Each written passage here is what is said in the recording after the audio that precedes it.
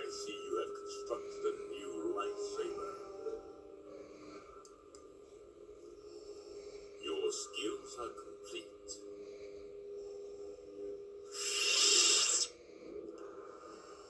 Indeed, you are powerful, as the Emperor has foreseen. So let's have a little discussion about the Archon 3.1. Luke's saber from Return of the Jedi. Alright, so what do we have here? Well, I equipped my Archon 3.1 with the Obsidian V4 soundboard. So you have all the requisite fonts that come in in that font, that sound package. And I also went with just the standard green LED, not the tri-cree. And I also went with a flash on clash. Now I went with an orange flash on clash just to add a hint of the dark side to this saber. Because I've always kind of felt like most Jedi kind of teeter on the edge of the dark side. And I thought it'd be a nice little contrast to the to the green. When I ordered this, I did request a 32-inch Ultra Edge blade, but they sent me a 36-inch.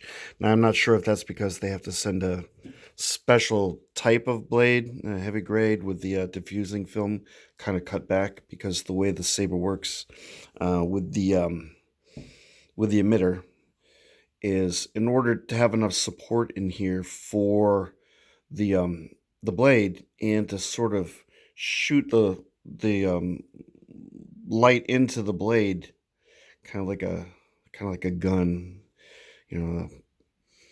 Thin neck saber is kind of like the barrel of a gun. It doesn't have the quite the advantages of a standard saber as far as luminescence goes, and because the light is sort of limited to a very small opening.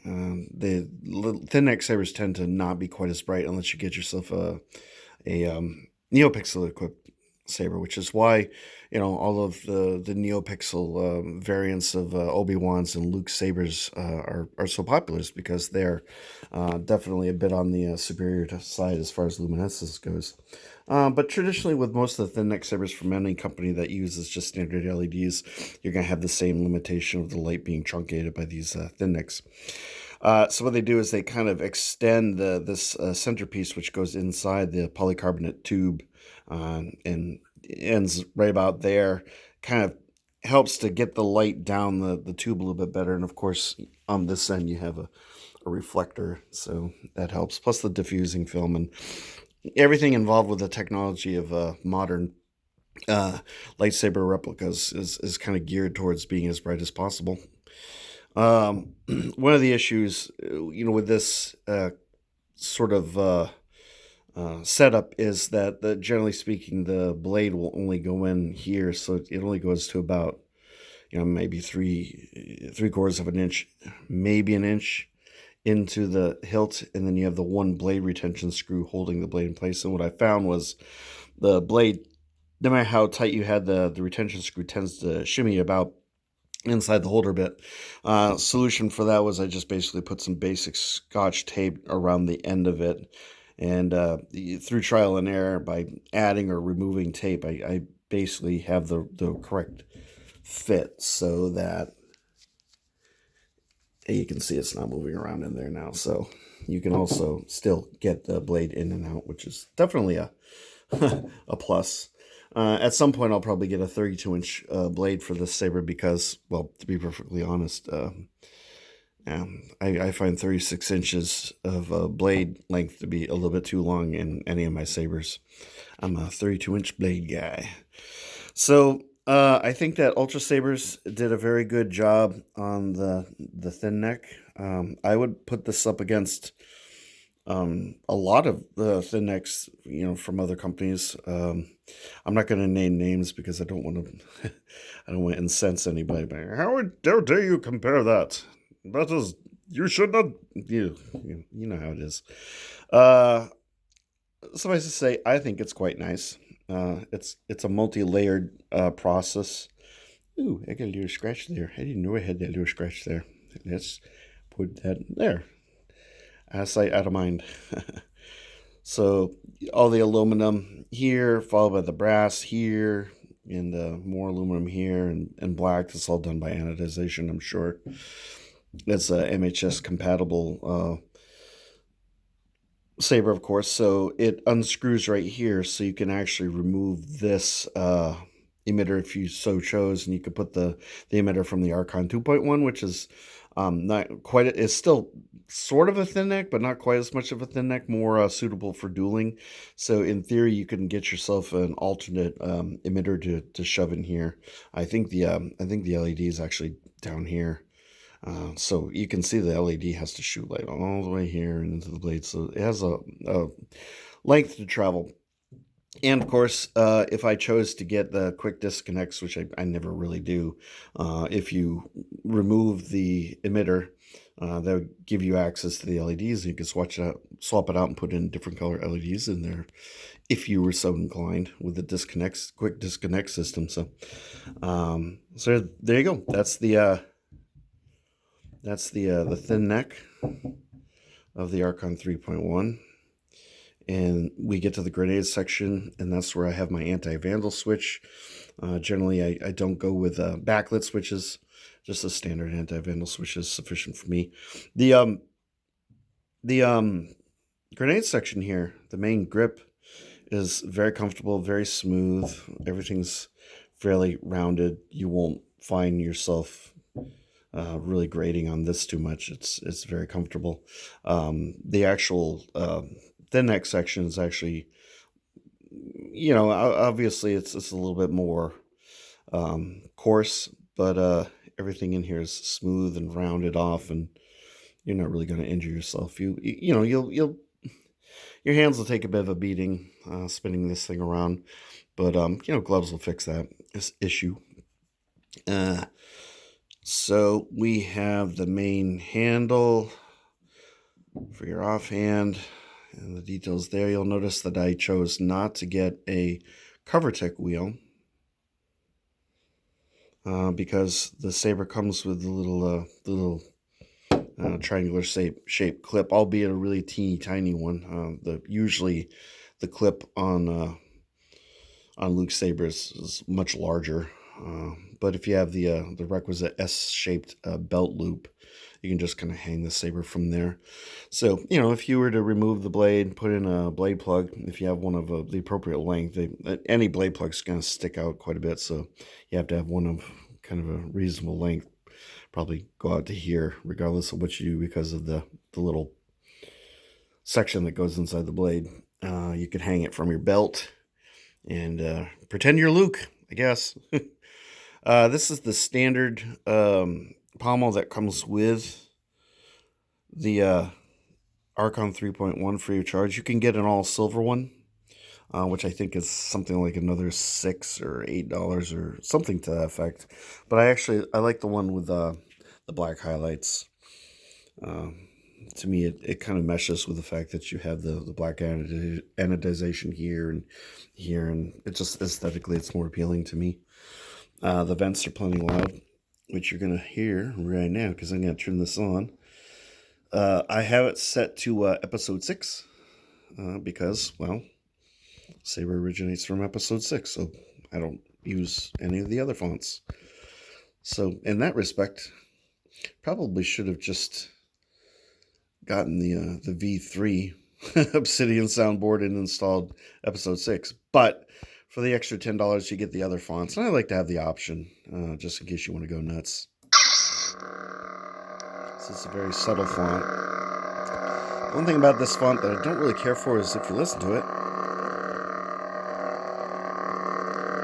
as the wave cycles, you get a little bit of a pop.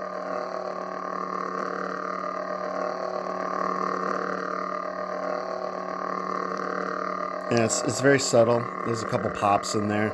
It's something that happens from the editing of the wave. So I'll show you with the tape in the blade holder. The blade isn't shimming about. I have less flash on clash misfires. but they do occur. It's one of the limitations of, well, most sabers do tend to have misfires, but it's more prominent with Ultrasabers and Saberforged sabers. So here's the flash on clash.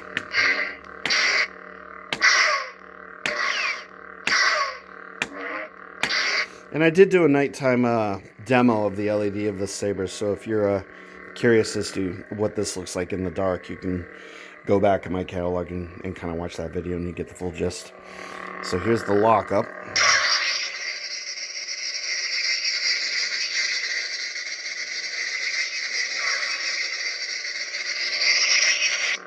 It's a very well-balanced flash on clash and lockup. I think it was a pretty good choice. So this is a little bit heavy with a 32-inch with a 36-inch blade. And it is kind of a heavy hilt. This hilt is almost exactly 12 inches long, and with most Ultrasabers, I find that single-handed is usually not too much of a chore, but the saber is fully equipped to I mean, the hilt's long enough that two-handed wielding is definitely not an issue at all. So it's a very well-balanced saber. The point where the MHS compatible threading kind of meets, sometimes it gets a little loose.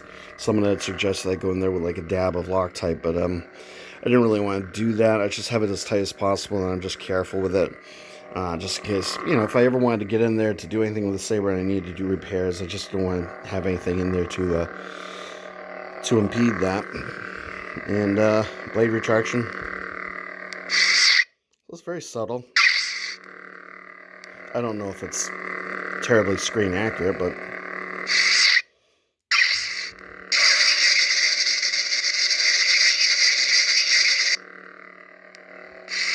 screen accuracy really isn't that important to me. Mostly because I can't afford screen accuracy. Screen accuracy is expensive.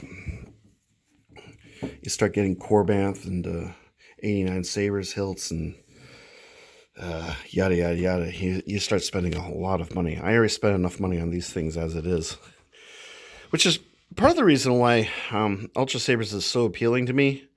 Not only because through the whole issues with COVID-19, the pandemic, even with the dark times of, this is just going to roll, the dark times of the shoddy customer service that unfortunately we were getting, which I think is improving, although I do get a lot of comments.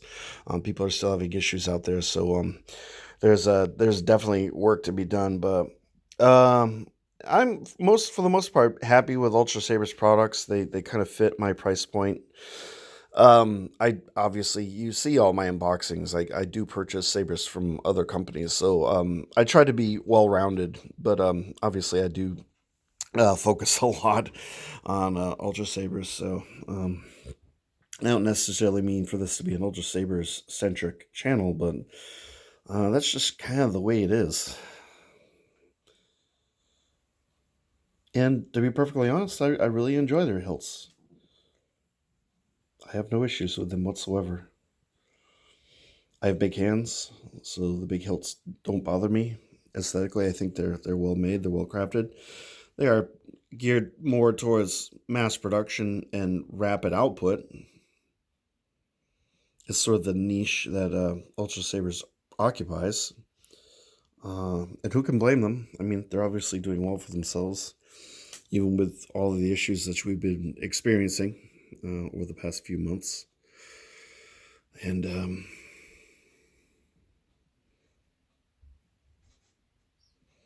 it's a very lovely saber.